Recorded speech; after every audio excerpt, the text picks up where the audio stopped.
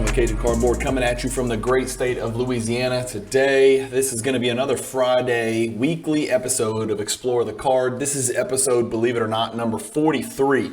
And on today's episode, we're going to take a deep dive into the 1998 Topps Legacies that you see on your screen. So buckle up, let's get cranking. As always, I like to start with an element of full transparency and straightforwardness that you've come to expect from me. So I've got what I have owned here in my PWCC vault. This is the only copy of this Topps Legacies card that I have. I'm not 1,000% positive, but I think I bought this card from a good friend of mine in Australia. It's been about a year and a half, possibly 2 years since I bought it. But I think I bought it from a very good, well-known collector, friend of mine in Australia, but I'm not certain, so I don't want to quote it for sure. But I have a minimum gem copy, BGS 9.5, like you can see on your screen. So you guys know where I'm coming from. As I say, I show you my cards just so you know where I'm coming from. If I had 40 of them, maybe it would be a reason to pump and dump or hype them or whatever, but I own one of them, and I'm not really in the mood to sell the card unless I'm going to upgrade. We'll talk a little bit more about that later, but I'm always going to hype Michael Jordan cards, so just get that out of the way now. I'm a big fan of Michael Jordan. I'm a big fan of collecting his cards, whether I own the card or don't own the card. I'm going to be pretty excited about talking about the card. So just as a formality, I always like to tell you guys what I do and don't own. So that's my card right there on your screen, just so you know going forward. Now, let's look at the set that it comes from.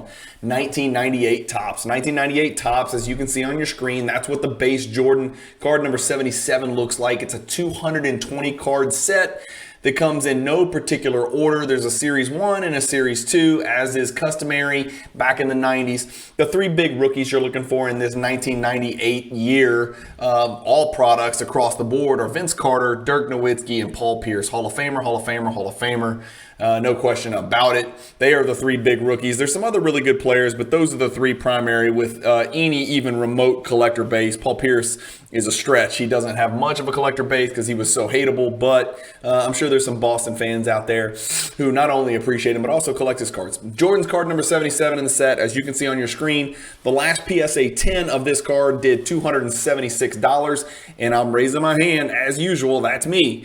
So I am the culprit on that last one that sold. I bought this card in PSA 10 for $276. It was a pop 79, and I bought it off of the PWCC weekly auction because I didn't have the card. It's a relatively low pop for a Topps base card from the 90s, and so I needed it in my collection, so I clicked to buy it now. I won the auction in the PWCC weekly. I think it was weekly number 36, maybe 35, 36. I don't know. You can check out the Cajun Cardboard channel and catch the mail day. The most notable inserts in this set, let's get talking about the inserts themselves. So on Trading Card Database, you go up here, you just click inserts and related sets, and voila, there you go. There are 20, believe it or not, insert sets, but that's a little misleading because some of them are inserts and insert refractors. So refractor, insert parallels.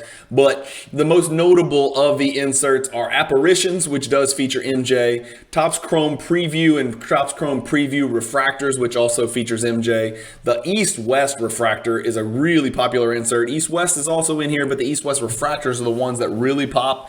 And that, of course, features MJ on the front, and Kobe is his Western Conference counterpart on the back. So that's a really big one. You've got the gold labels in here. Then most importantly, you've got the Legacies, which we're talking about today. And then you've got Round Ball Royalty, which we've talked about. And I think, I can't remember if I did an Explore the Card episode on that yet. If I have not yet, I will. I promise you, because that's a really cool card. There's a Round Ball Royalty and a Round Ball Royalty Refractor. And then there's the Season's Best down here, which were inserted 1 in 6 Series 2 packs. Some of you may recall the Jordan's often, referred to as the Bombardiers card. So really beautiful, vibrant, colorful Jordan card in that Season's Best insert set called Bombardiers. But today we're here to talk about the Legacies. And in Legacies, we're inserted 1 in 36 Series 2 hobby exclusive. There are retail packs out there. You will not find Legacies. They are hobby exclusive and they are Series 2 exclusive. So if you're one of those people that's searching for wax, and we'll get to that in a little bit as we search eBay to see what is available, always Series 2, always hobby, because you won't find Legacies in Series 1. Here it is. This is the list, and boy, is it a list. There are 15 cards in this Legacies insert set. 14 of the 15 are Hall of Famers. The only one who's not Hall of Famer is Glenn Rice. And let me tell you, Glenn Rice was a problem. Glenn Rice is a fantastic player. Just because he's the only non-Hall of Famer doesn't mean he was a slouch or he's an imposter on this list. Very, very stacked insert list here. Very collectible insert list here. Not impossible pack odds. It'd be very difficult to attain it in PSA 10 or BGS 9.5, but it can be done. But Glenn Rice is the only non-Hall of Famer. I mean, look at that murderer's row right there. 93.3% Hall of Fame rate. That's a pretty high percentage for Hall of Fame rate. It's maybe the highest I've ever seen. Legacies were 1 in 36 Series 2 packs, which makes Jordan 1 in 540 Series 2 packs. So that is a lot of pack ripping to pull the Michael Jordan Legacies, and then there's no guarantee that it will grade fantastic. But let's look at the card itself, and let's look at the front of the card. This card's got a very ultra modern feel to it. I don't know if it was the intention of the Topps to make this kind of backdrop in the shape of a net also look like the cross hashing of a net. If they did intend that, that's what it looks like to me, like a net. And then obviously down here you've got the seams on a clear-cut basketball. This card's very foil. It almost pops like a refractor. It's not theoretically, or it's not technically a refractor, but in theory, if you hold the card in your hand, it every bit refracts, especially the script gold Legacies at the top. But it's a very shiny card, very ultra modern feel to it. It's got a lot of Topps finest feel to it, just based on the way the card's shaped and the design, in my personal opinion. Obviously, MJ shooting his patented fadeaway with picture-perfect shooting technique. On the back, as always, we like to look at the back as well as the front. And there's MJ bringing the ball up on the left-hand side of the court with the ball in his left hand to protect it from the defender.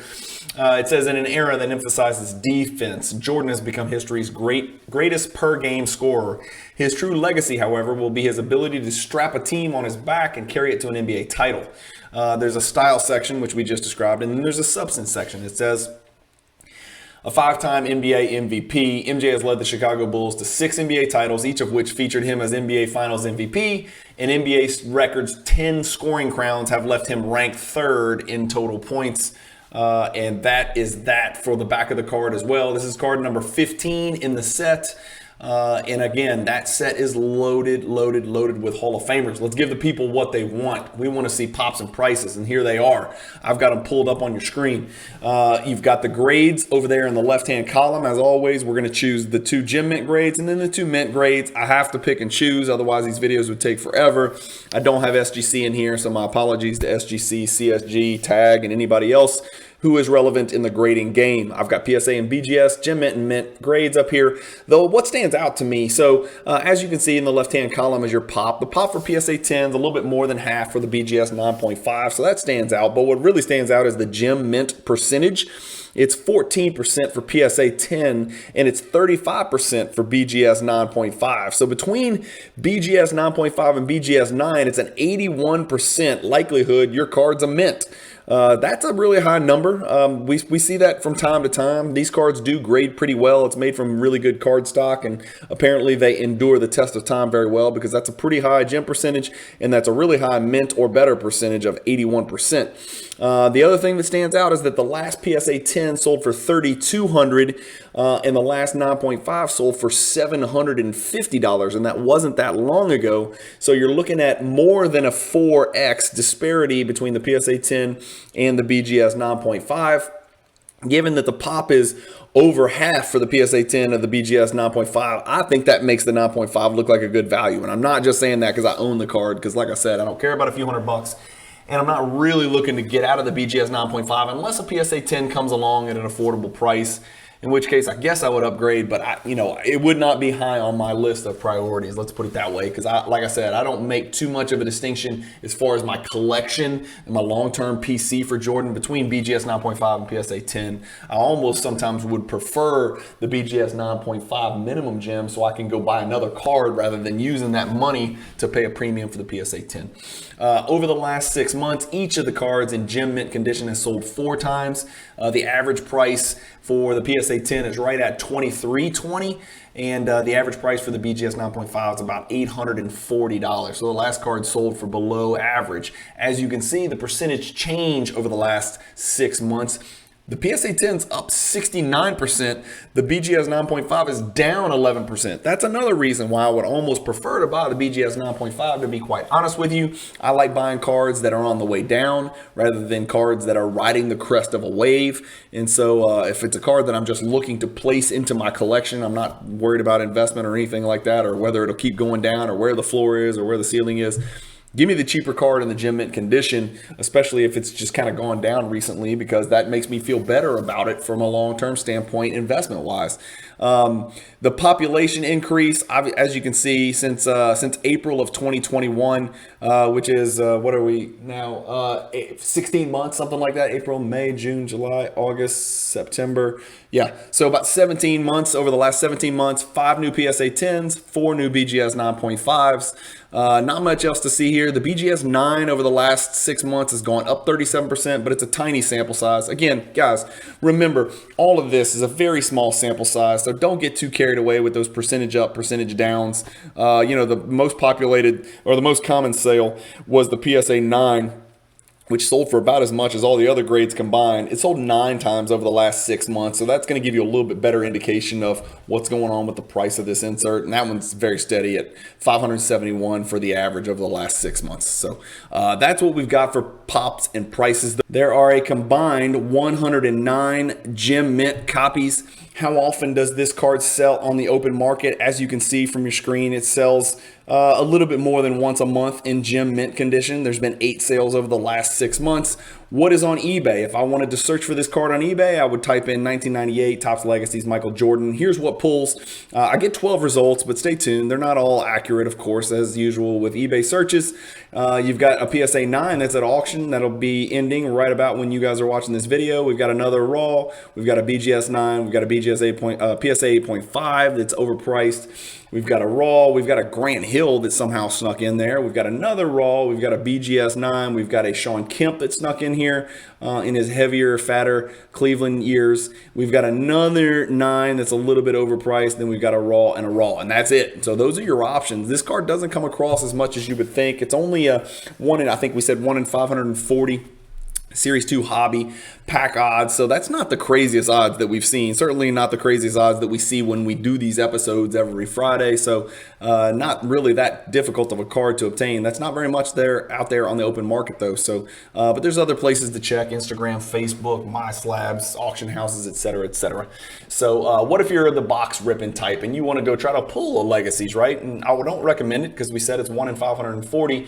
But if you search 1998 Topps Basketball Series 2 box, here's the problem. And there's ways to net these out and just put minus or whatever, but I didn't. So just be careful when you're searching. Remember, it's not Topps Finest. It's not Topps Stadium Club. It's only Topps, pure Topps. It's not Topps Chrome. It's only Series 2, and it is only hobby. And so when you see that there's 20 results, there's really not, because you got to filter out all of these Stadium Clubs, the Topps Finest, the Series 1s, the Topps Finest, the Stadium Club, Chrome. You got to sort all that out. So if you're looking for boxes, be careful. The other thing is be careful with sticking and with bricking of the cards. Sometimes you get paper loss when you open those cards. I don't know how people do it.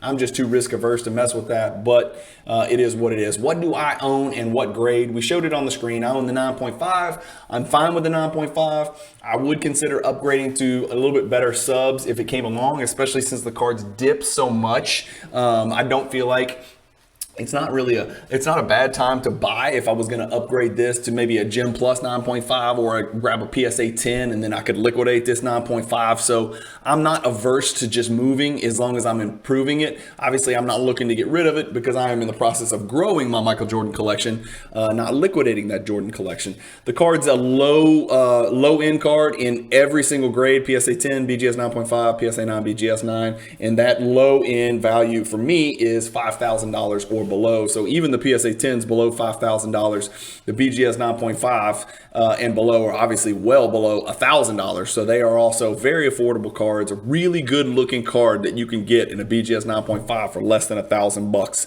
Just my thoughts. Again, it's also a combined pop 109 between the two gem mint grades. So just something to consider. What are some other similar cards in this price range, in this $3,100, $3,200, $3,300 price range in PSA 10? So what's the competition for this Legacies card? Well, the first one you're going to see is the 1998 Kenner Michael Jordan starting lineup. These cards came in packages with figures back in the 80s. A lot of people out there aren't familiar with them or don't like them. They are paper cards. They are base. They are from Jordan's early years, but they're very difficult to find in gem mint condition, and they have run like a mother at some point. So this card last sold for $3,250, but you can see this card got as high as $15,000, which is about 5 times as high as the Topps Legacies ever gotten, if I recall from our chart. What did it? Yeah, 4,500 is the highest ever for a Legacies. This Kenner starting lineup is almost the exact same pop in PSA 10, and it's gotten all the way up to $15,000. So take that with a grain of salt, and it hit it 3 times in a row, just like that. I'm sure that's back in 2021. Yeah, May of 2021. So Kenner starting lineup is option number 1. Number 2 is the Star Power Plus. Remember, from 1997 Ultra, there's the Star Power Plus, which is die cut in green, and then there's the Star Power Supreme, which is die cut in yellow. Beautiful yellow, in my opinion. Really good looking cards. Oh, that whole set's really good looking cards, in my opinion. And this is a pop 36, so almost the exact same as the Legacies that we're looking at today. And this card's been on a very steady incline. I know there's some undulation up and down, but if you kind of look at it, considering where it was in 2020, this card has really taken off. The last one selling for $3,500. But this card has also gotten as high as $4,320. So this card's closer to its all-time high than the Legacies is, and certainly than the Kenner starting lineup card that we just looked at. And then the last card that's competition here and around the $3,200, $3,300, $3,400 range is this Michael Jordan 1989 Fleer sticker number 3. This is only a pop 83. These things were printed out of the butt. But the issue with these cards, centering is terrible. People would stick them on things because they're stickers, and that's what kids were told to do. And then they're just very difficult to grade. I mean, these cards are just very difficult to grade. Sometimes the colors bleed. Sometimes they're off center. Oftentimes they're extremely off center, not just bad off center, like extremely off center. And it's real easy to tell when a card's off center because the borders are supposed to be even. So it's just real easy to tell when they're not centered, and that's why it's tough to grade PSA 10. That's why there's only 83 of them, despite the fact that there's probably 50,000 of them printed, if I had to guess. I have no idea.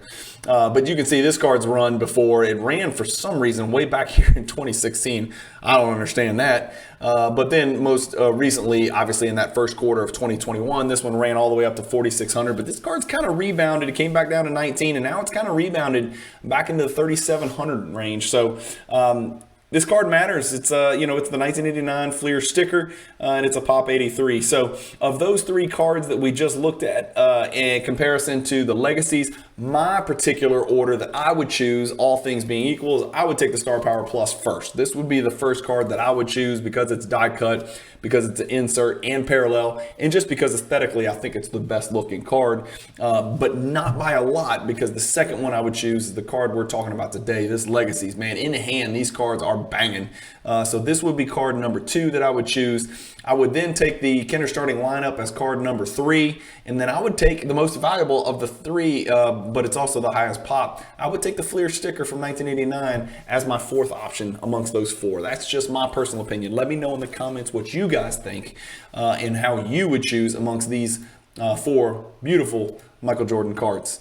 And that's it for the day, guys. On my Jordan, Cajun cardboard Jordan scale of relevance, I give the card a 5 out of 10. It's not the most relevant card. It's not the most valuable card. Like I said, even in PSA 10 condition, all of them fall into that low end category. The pack odds are very workable.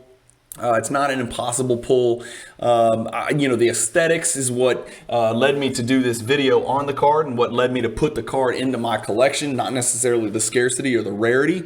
But then again, there's still not that many out there. There's just a touch over 100 combined gem mint copies between PSA and BGS. So it's a big time card. I like doing some of these cards that are very affordable because I get these, I get complaints. Sometimes people in the comments are like, why are you always posting whales that none of us could ever ever owned. Show us some Jordans that we can afford.